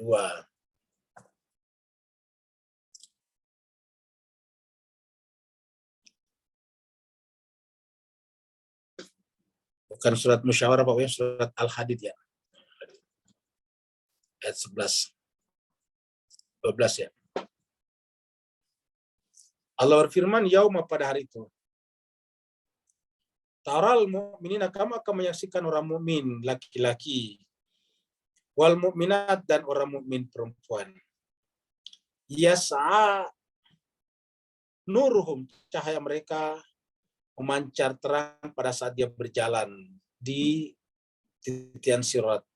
Baina aidihim. Baina aidihim berarti di sekitar, di hadapan mereka. Wa bi aimanihim, di sebelah kanan mereka. Jadi mirip tadi hadisnya. Jadi kita kesimpulannya, cahaya itu memancar di kanan, kiri, depan, dan seterusnya. Lalu kemudian malaikat berkata kepadanya, busyrakumul yaum, busyrakumul yaum. Kabar gembira bagi kalian pada hari ini. Siapa kalian di sini? Adalah al-mu'minina wal mu'minat, yang tadi yas'a nuruhum baina aidihim wa bi aimanihim. Malaikat berkata, busyrakumul yaum, kabar gembira bagi kalian pada hari ini, yaitu apa? Jannatun, kalian berhak mendapatkan jannatun tajri, mengalir min tahtiha di bawahnya al-anhar, sungai-sungai. Khalidina fiha, kekal di dalamnya. Dzalika huwal fawzul azim, itulah keberuntungan yang besar. Sebaliknya, yauma yaqulul munafiqun, sebaliknya orang munafik kan berarti Islam juga secara zahir, tapi batinnya tidak Islam. Nah, itu namanya munafik. Yauma yaqulul munafiqun, pada hari berkatalah orang-orang munafik laki-laki, wal munafiqat, dan munafik perempuan, lil ladzina amanu, kepada orang beriman yang tadi di atas yang mengeluarkan cahaya. Apa katanya? Unzuruna, tunggulah kami wahai kawan. Naqtabis, kami ingin mengambil manfaat. Min nurikum, kami ingin dapatkan terang dari cahaya kalian. Qila, orang-orang beriman berkata kepada mereka, irji'u warakum, kembalilah ke dunia. Kata-kata irji'u warakum, kembalilah ke dunia, kembalilah ke belakang, maksudnya kembalilah ke dunia. Faltamisu nuran, kamu cari sendiri cahaya di sana kalau memang masih bisa kembali. Ya. Kenapa? Karena cahaya itu bukan tiba-tiba muncul di sana. Cahaya itu kita bawa dari dunia. Maka di sini dikatakan irji'u, kembalilah ke dunia, lalu carilah cahaya di sana. Faduriba bainahum, tetapi apa yang terjadi? Duriba bainahum bisurillahu bab. Lalu kemudian dijadikanlah di antara mereka, di antara orang beriman dan orang munafik tadi, bisurin, sebuah dinding. Yang dinding itu ada pintu lahu babun, ada babnya, ada pintunya. Batinu, bagian dalam daripada pintu itu, fihi rahmat, terletak rahmat Allah, wa zahiru, dan zahirnya min kibalihi al adab. Jadi artinya apa? Kalau kita beragama harusnya sampai batinnya, karena di batin itulah letaknya rahmat, Tapi kalau kita beragama hanya pada zahirnya, ingat, orang beragama sampai zahir hanya sebatas adab. Itulah tadi orang mukmin. Orang mukmin beragama sampai batinnya, sedangkan orang munafik beragama hanya sampai zahirnya saja, dan karenanya dia adalah adab. Nah, inilah Bapak Ibu Jemaah sekalian, pembahasan kita pada malam hari ini. Jadi sampai di sini ya. Sampai ya sampai di sini, sampai tanggal 15 ya. 15 Oktober 2022. Yang mau bertanya dipersilakan Pak sekarang. Assalamualaikum Ustaz. Waalaikumsalam warahmatullahi wabarakatuh. Silakan Pak. Izin bertanya Ustaz, yang untuk perkara Al-Quran itu tidak menyebutkan mata hati, hanya mata aja. Kenapa mesti dibikin mutasyabihat ya? Ustaz, bukan yang mukamat. Ada rahasia apa ya Ustaz Quran supaya ada mutasyabihat? Terima kasih Ustaz. Bisa, mohon maaf Pak, bisa diulangi sedikit lagi, itu kurang begitu jelas tadi. Yang besar sedikit Tadi kan suaranya. ada, benar Ustaz, tadi kan ada Ustaz menjelaskan siapa yang buta matanya di dunia, buta matanya di akhirat. Oh ya, baik. Ya, itu Ustaz penjelasannya. Kenapa Allah nggak sebut aja langsung mata hati gitu? Oh iya, baik. Iya. Baik. Nah, jadi Mas Kester bahagia, jadi ini kita lihat dulu ayatnya di surat 17 ya. Surat yang 17. Jadi Al-Quran ini disebut saling menjelaskan. Jadi tidak mungkin semua makna disebutkan di dalam satu kata. Jadi nanti akan saling menjelaskan. Surat Al-Isra ayat 71 ya. 71-72. Ya. Jadi sebetulnya kita akan maknai dengan baik kalau kita baca. Ini dimulai sebetulnya dari 70 ya. Jadi 70 dulu bahwa Allah memuliakan anak cucu Adam ini dia. Allah berfirman di 70 ini, surat Al-Isra surat 17 ayat 70 ya. Walaqad karramna, dan sungguh kami telah memuliakan Bani Adam, anak cucu Adam. Apa kemuliaannya anak cucu Adam? Yaitu tadi diberikan akal pikiran, diberikan kalbu. Waja'alnahum, dan kami jadikan mereka anak cucu Adam fil barri wal bari, di darat dan di laut. Yaitu kami hamalna ya, bukan jadikan kami angkut. Maksudnya kami berikan kemampuan untuk melakukan mobilitas, mobile di darat dan di laut, menciptakan alat-alat transportasi. Waradaknahum, dan kami beri rezeki kepada mereka minat thayyibat, dari yang baik-baik. Semua Allah ciptakan di muka bumi yang baik-baik untuk manusia, kambing, sapi dan sebagainya. Itu dari sisi zahirnya. Wa faddalnahum, dan kami karuniakan mereka, kami utamakan mereka ala katsirin, terhadap makhluk-makhluk yang lain, mimma khalaqna tafdila, dari makhluk-makhluk yang kami ciptakan dengan kelebihan yang jauh lebih tinggi daripada manusia. Nah, maka apa yang menyebabkan manusia tadi menjadi mulia? Kada karena, yaitu ketika mereka mengetahui imamnya di sini. Yauma nad'u kullu unasin bi imami.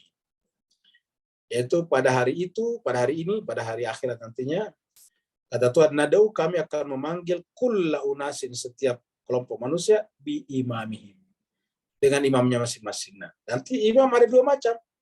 Ada imam yang mengajak kepada kebaikan al-haq, ada yang mengajak kepada kebatilan. Ya, ada golongan kanan, ada golongan kiri.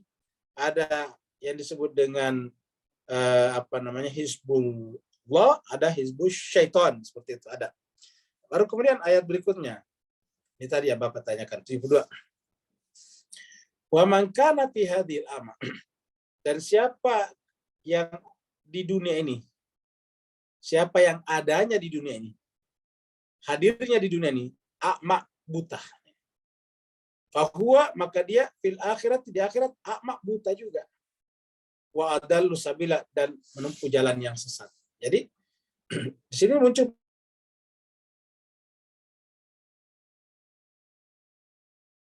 buta itu apanya? Nah, kita lihat di atas tadi, akal pikirannya, kalau dengan matanya juga semua makhluk hidup ada matanya. Maka tadi penyebab kemuliaan manusia itu adalah akal pikirannya, kalbunya. Dan karenanya kata a'ma di sini di breakdown karena ini adalah ayat kita katakan tadi saling menafsirkan, saling menjelaskan. Nah, dijelaskan di dalam surat 22, surat Al-Hajj ya ini. Surat Al-Hajj ya, seperti itu. Ayatnya 46. Allah berfirman, afalam yasiru fil ard. Kenapa manusia itu tidak berjalan di muka bumi? Fatakuna, bukankah dia sudah punya baginya, mereka sudah punya apa? Qulub, kalbu, hati. Ya, kilu nabi yang fungsi kalbu itu adalah untuk berakal. Jadi akal ini adalah kata kerja, kata bendanya, kata namanya adalah kalbu. Jadi kalbu itu adalah noun, nominanya, dan ini adalah kata kerjanya, verbnya. Jadi kalbu itu adalah apa namanya, noun, kalbu ini adalah nomina, kalbu ini adalah kata nama atau kata benda. Maka ini adalah kerjanya, pekerjaannya, verbnya, ya'qiluna biha. Jadi fungsi kalbu adalah akal. Jadi bukankah mereka sudah punya kalbu? Dan ini tadi yang menyebabkan anak cucu Adam jadi mulia, yang dengan kalbu itu ya'qiluna biha. Harusnya menggunakan akalnya dengannya. Au azanun, sudah diberikan juga kuping. Kuping itu adalah pendengaran, tetapi pendengaran yang maksud di sini adalah yasma'una biha. Mendengar dan sekaligus memikirkan apa yang didengarnya, itu namanya yasma'una biha. Tetapi apa kata Allah? Fa'innaha, orang yang tidak bekerja kalbu atau akalnya, tidak juga bisa menyimak dengan baik perkataan-perkataan, tidak bisa menganalisis, maka bukanlah matanya yang buta. Fa'inna la ta'mal absar. Sungguhnya bukan mata pandangannya, bukan mata kepalanya yang buta, walakin akan tetapi ta'mal qulub, mata hatinya. Ini tadi yang ditanyakan, Pak. Jadi yang disebut dengan ta'mal qulub. Jadi yang buta tadi itu ternyata bukanlah mata kepala, tapi disebutkan ta'mal qulub. Ini adalah mata hatinya, mata kalbunya. Apa tadi mata kalbu tadi sini? Ini adalah nih qalb yaqiluna biha. Jadi matanya kalbu adalah akal. Jadi dikatakan mereka tidak menggunakan akalnya, walakin ta'mal qulub allati fis sudur, yang ada di dalam kalbu. Makanya Allah sangat mengecam orang yang tidak menggunakan akalnya sebagai apa? Sebagai hamba yang paling buruk, seperti yang kita bisa lihat di dalam surat Al-Anfal ini, surat Al-Anfal ayat 22. Kita lihat ayat 22. Surat Al-Anfal 8:22. Inna syarrad dawabi, sesungguhnya seburuk-buruk dawab, hewan melata. Inda Allah, di sisi Allah. Jadi sungguhnya seburuk-buruk dawab, hewan melata di sisi Allah ialah siapa? Asum, tuli. Nah, tuli apa dimaksud di sini? Tentu bukan tuli aslinya, tetapi tuli tidak bisa mendengar kata-kata orang lain, pendapat orang lain. Albukul bisu, tidak mau lagi berdiskusi, berkomunikasi dengan orang yang berbeda pendapat dengannya. Yaitu siapa? Alladzina la yaqilun. Yaitu orang yang tidak menggunakan akalnya tadi. Siapa tadi menggunakan akalnya? Yaitu ta'mal qulub, yaitu yang buta mata hatinya. Allati fis sudur, yang ada dalam kalbu. Jadi mereka itu adalah alladzina la yaqilun. Mereka itu disebut dengan syarra dawab, seburuk-buruknya hewan melata. Disebut manusia seperti itu, seburuk-buruknya hewan melata. Nah, seperti itu. Berikutnya lagi. Silakan Pak yang mau bertanya. Terima kasih. Ya, sama-sama. Assalamualaikum Ustaz. Assalamualaikum. Waalaikumsalam. Silakan Pak Kamal. Ya, gini Ustaz, mohon pencerahan Ustaz tentang kalimah sholah itu Ustaz. Seperti dalam ayat aqimus sholah, kemudian yang lagi satu iaitu ayat ya ayyuhallazina amanu shollu alaihi wasallimu taslima. Asal perkataan yang sama Ustaz, tapi mempunyai makna yang berbeza. Mohon pencerahan Ustaz. Baik, terima kasih banyak Pak Kamal. Jadi Bapak sekalian, kata-kata sholat dan selawat ini benar-benar mempunyai asal kata yang sama. Jadi misalnya coba kita lihat misalnya di dalam surat Al-Mu'minun, ya, kita buka surat 23 ya. 23 ya. Ini nanti kita lihat sini ada kata-kata sholat di sini ya. Coba kita lihat. Ini dia. Ayatnya nih, ayatnya 9 ya. Walladzina hum ala salawatihim. Ini itu tulisannya salawatim. Walaupun maknanya di sini adalah salat 5 waktu. Walladzina hum ala salawatihim yuhafizun. Dan orang-orang yang terhadap salatnya mereka jaga. Tetapi bisa kita artikan terhadap selawatnya juga mereka jaga. Jadi banyak berselawat. Apa sebabnya? Nah, kita lihat. Jadi kata-kata salat dan selawat benar-benar satu asal kata. Ya, selawat, ini kan selawat tulisannya. Ya, jadi kenapa selawat dan salat menggunakan kata yang sama? Karena tidak sah salat kalau tidak berselawat. Tidak sah salat kalau tidak berselawat. Ya, jadi tidak bisa dikatakan salat kalau tidak berselawat. Makanya disebut salat karena ada selawat di dalamnya. Ya, begitu. Diulangi lagi disebut salat, bentuk jamaknya salawat. Ini kan salat ini bentuk jamaknya salawat. Ini beberapa kali muncul dalam Al-Qur'an ini. Ya, di dalam surat Al-Baqarah juga ada. Ya. Al-Baqarah kita lihat lagi surat Al-Baqarah 238. Ya, 238. 238 nih. Hafidhu ala salawat, ini salawat juga nih. Hafidhu ala salawat, ini sama tadi dengan ini ya. Ala salawat, ini salawat, ini sama persis ya. Salawat ini. Hafidhu ala salawat, ini bentuk jamak. Jadi peliharalah salat-salat kalian. Jadi kenapa salat disebut satu asal kata dengan salawat? Karena tidak sah, tidak benar. Tidak disebut salat kalau tidak ada salawat di dalamnya. Makanya setiap orang salat itu wajib membaca salawat. Dan salawat yang dibaca dalam salat itu seragam. Salawat inilah yang dalam salat inilah menjadi dalil mengatakan bahwa salat yang murni itu hanya kepada Nabi dan keluarganya saja.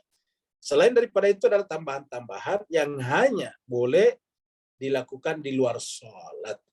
Apapun mazhabnya, Hanafi, Maliki, Hambali, dan sebagainya, Sunni ataupun Syiah, sama semuanya selawatnya dalam sholat. Yaitu setelah membaca syahadat, asyhadu anna Muhammadan abduhu wa rasuluh, lalu semuanya berselawat sama. Allahumma salli ala Muhammad wa ali Muhammad, sama semuanya. Paling berbeda ada kata pengulangan ala. Allahumma salli ala Muhammad wa ala ali Muhammad. Tidak ada tambahannya. Ya Allah, sampaikanlah selawatku kepada Muhammad dan keluarga Muhammad. Itu sama semuanya. Tidak ada bedanya. Jadi tidak sah salat kalau tidak ada selawat, dan selawat di dalam salat adalah terhadap Muhammad dan keluarga Muhammad satu paket. Tidak bisa dipisahkan. Jadi inilah dia. Satu. Karena salat tidak sah tanpa selawat. Sementara selawat itu sah tanpa salat. Nah, berarti kan mana yang lebih tinggi? Berarti lebih tinggi selawat daripada salat. Nah, ini kenapa? Ya, kita bisa berselawat kapan saja. Tapi tidak boleh salat kalau tidak ada selawatnya. Jadi artinya apa? Selawat bergantung kepada salat. Tapi selawat tidak bergantung kepada salat. Ya, ulangi lagi. Salat bergantung kepada selawat. Karena tidak sah salat kalau tidak ada selawatnya. Tetapi selawat tidak bergantung kepada salat. Ini yang dalil yang pertama. Jadi bahwa salat itu lebih tinggi, salawat itu lebih tinggi daripada salat. Ya, satu. Yang kedua, satu-satunya ibadah yang Allah perintahkan kepada kita, amalan yang Allah perintahkan kepada kita, yang dia dulu dengan malaikatnya melakukannya, hanyalah selawat saja. Allah suruh kita salat, aqimis salat, tapi Tuhan tidak salat. Allah perintahkan kepada kita berpuasa, Tuhan tidak berpuasa. Allah memerintahkan kita berbuat baik, bakti kepada orang tua, Tuhan tidak punya orang tua. Ya, jadi apa yang Tuhan perintahkan kepada kita tidak dilakukan kecuali satu, salawat. Inilah dalil yang kedua. Allah mengatakan innallaha wa malaikatahu yusalluna 'alan nabi, baru ya ayyuhalladzina amanu sallu alaihi wasallimu taslima. Sungguhnya Allah itu adalah berselawat kepada Nabi. Innallaha malaikatahu yusalluna 'alan nabi. Karena Allah dan malaikat saja berselawat kepada Nabi, maka Allah minta kita, wahai orang beriman, maka sallu alaihi wasallimu taslima, maka berselawatlah kepadanya dengan selawat dan salam dengan taslim yang sempurna. Seperti itu. Jadi inilah yang menjelaskan kenapa selawat lebih tinggi daripada salat, dan sekaligus kenapa selawat satu makna dengan kata selawat. Salat satu makna dengan selawat. Seperti itu, Pak. Ada lagi yang lain? Waalaikumsalam. Waalaikumsalam warahmatullahi wabarakatuh. Barakallahu fiik. Assalamualaikum warahmatullahi wabarakatuh. Ustaz, berarti kalau kita sambungkan dengan kelas siang tadi, bahawa fana kita secara hakiki di alam sana, di mana kita kembali ke bumi ini, daripada Hamid jelma kepada Ahmad, lalu pada Muhammad, selawatlah satu tali Allah yang menghubungkan kita untuk menyatu agar apa yang kita janjikan alastu rabbikum tadi betul-betul daripada potensi diaktualitaskan ke muka bumi ini tanpa terputus setiap masa, setiap detik, waktu dan tempat. Beri pencerahan tentang kaitan kesatuan kita secara batinnya yang tak terputus. Barakallahu fiik. Baik, terima kasih banyak Pak Nur. Jadi jemaah sekalian, mari kita lihat gambarnya di sini ya. Kita gambar di sini ya. Kita pernah sampaikan dulu bahwa sebetulnya itu hanya 3 sebetulnya ya Pak sekalian ya. Yaitu pertama tauhid zat, tauhid sifat, dan tauhid af'al. Jadi 3. Ya. Af'al itu tingkat perbuatan di alam zahir ini. Jadi kita bisa gambarkan seperti ini. Ya. Jadi ini adalah, kita anggap ini adalah zat ya. Dan kita anggap di luar ini adalah sifat. Ya, anggaplah begitu Pak Bu sekalian ya. Sifat. Kemudian di luarnya lagi adalah af'al, jadi luas. Ya, jadi ini adalah seperti ini. Nah, seperti ini. Jadi kita anggap ini jemaah sekalian. Jadi dalam ini ya, ini adalah sifat. Sifat zat. Ini adalah zat. Ya. Zat. Kemudian yang ini adalah sifat. Ini adalah sifat. Dan ini adalah perbuatan af'al namanya. Jadi tauhid af'al. Ya. Af'al ini kan adalah di alam semesta. Kita menyaksikan harimau menjilat-jilat atau menyayangi anaknya. Itu kan kasih sayang. Yang perbuatan Tuhan melalui apa yang disebut dengan rahmannya. Dan seterusnya. Ya. Jadi inilah tauhid zat, tauhid sifat, tauhid af'al. Dan inilah yang disebut dengan misalnya di sini adalah ahad. Di sini adalah wahdah. Di sini adalah wahid. Ini adalah ahad, qul huwallahu ahad. Dan di sini wahdahu la syarikalah. Dan di sini ilahukum ilahun wahid. Nah, ini tandanya. Nah, dari sisi manusia, ini adalah di sini adalah hamid. Jadi ketika dia pertama kali hanya ada sebelum diciptakan, dia adalah hamid. Ya, dia adalah hamid. Kita pakai ha di sini. Ya, hamid. Hamid. Setelah dia pertama kali menciptakan di luar, yang pertama tercipta di luar adalah sifat yang terbaik. Namanya Ahmad. Ahmad. Ya. Jadi ingat, Ahmad itu adalah ahad tanpa mim. Kan tadi ahad di sini nih. Ahmad itu Pak, kalau dihilangkan mimnya kan ahad. Ya, Ahmad. Kan Ahmad. Ya. Coba kita coret hadnya. Kita coret ini. Hanya dicoret mimnya. Ya. Kita coret mimnya. Ya. Ini kan jadi ahad. Jadi Ahmad ini adalah ahad tanpa mim. Jadi ini kan ahad tadinya. Ini adalah di sini adalah wahdah, menyatukan antara ini dengan ini wahdah. Ini adalah wahid. Nah, jadi dengan demikian ini adalah Hamid, ini adalah Ahmad. Ini adalah Muhammad di sini. Ini adalah Muhammad. Ya. Ini adalah Muhammad. Ya. Mim Muhammad. Ya, kita sebut dengan mim ha Muhammad. Jadi Muhammad, Ahmad, dan Hamid. Ya. Nah, ini kita sebut dengan tadi kita sebut dengan Allah di sini. Kita sebut dengan Allah. Kan Allah ini yang disebut dengan Allah, sebut dengan Allah. Satu-satunya yang boleh disembah. Benar sini adalah alam sifat ini adalah alam malakut yang terbaik tadi Ahmad di sini. Ini alam sifat ini adalah alam malakut. Jadi kita sebut ini adalah alam malakut. Ya, malakut. Nah, kemudian di luar sini adalah alam materi, alam dunia kita. Di sinilah Nabi Muhammad kita ini tadi Muhammad. Ini alam materi, alam mad, dari sinilah kita berada. Nah, Nabi diutus di sini, bukan di sini. Tapi sifat Ahmad ada pada Muhammad ini tadi. Ini kan Hamid masuk ke Ahmad, Ahmad masuk ke Muhammad. Jadi ketika Muhammad ada di sini, jemaah sekalian serbahagia, ya, maka dia sebagai nabi. Nabi itu artinya menerima informasi dari sini ke sini. Ya, itu adalah namanya nabi. Nah, maka jemaah sekalian, kita berada di alam di sini, ya, ini adalah alam manusia insan, ini adalah alam insan. Ya. Alam insan di sini itu diutus Nabi Muhammad karena dia adalah alam af'al, maka kemudian Allah mengatakan, coba kita lihat, innallaha wa malaikatahu yusalluna 'alan nabi. Jadi dari sini Allah dan malaikat-malaikatnya ini kan alam malakut nih. Ya, alam malakut ini kan alam sifat yang terbesar, yang terindah adalah Ahmad, terpuji. Innallaha wa malaikatahu yusalluna 'alan nabi. Jadi inilah urutannya ke bawah seperti dikatakan Pak Nur tadi. Ini talinya yang tidak bisa putus. Ya, inilah tali yang tidak boleh putus. Ya, tali ini tidak boleh putus. Jadi ya, kita kasih garis-garis saja biar gampang ya. Ini dari sini ke sini. Ini tidak boleh putus. Ya.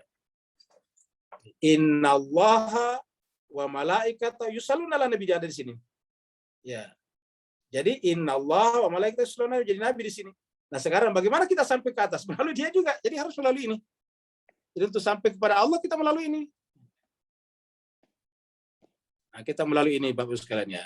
Kita melalui ini. Ini kita kasih tanda-tandanya. Nah, kita dari sini nih tempatnya nih. Ya, anggaplah kita start dari sini nih. Ya. Kita start dari sini. Jadi ya ayyuhalladzina sallu, ya kan begitu. Masuk ke sini nih. Ya, gitu. Jadi selawat ini adalah, kalau Allah berselawat itu gerakan dari ahad kepada Muhammad. Jadi ahad kepada Muhammad, hamid kepada Muhammad. Ya. Dari ahad kepada wahid. Nah, sekarang kalau kita sampai ke atas mulai dari sini. Ya ayyuhalladzina amanu sallu alaihi wasallimu taslima. Karena dengan berselawat kepada Nabi, maka hakikatnya kita berselawat kepada Allah dan malaikat. Kan begitu? Karena Allah dan malaikat berselawat kepadanya.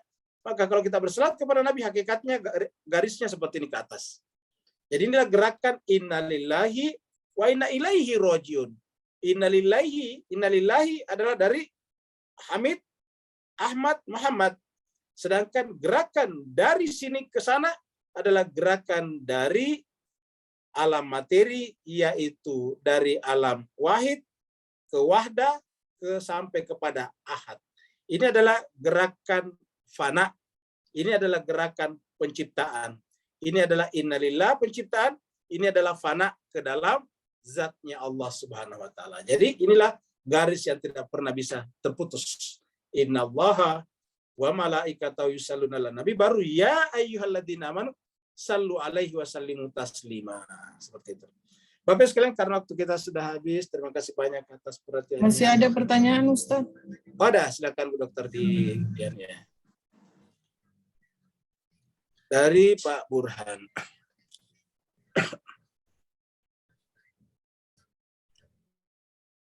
Impact ya kefanaan pada kehidupan seorang. Itu dari segi kehidupan sosial, finansial, politik, dan lain-lain lagi di alam fana ini. Jadi dampak ya kefanaan. Jadi jemaah sekalian, jadi sebetulnya apa dampak kefanaan?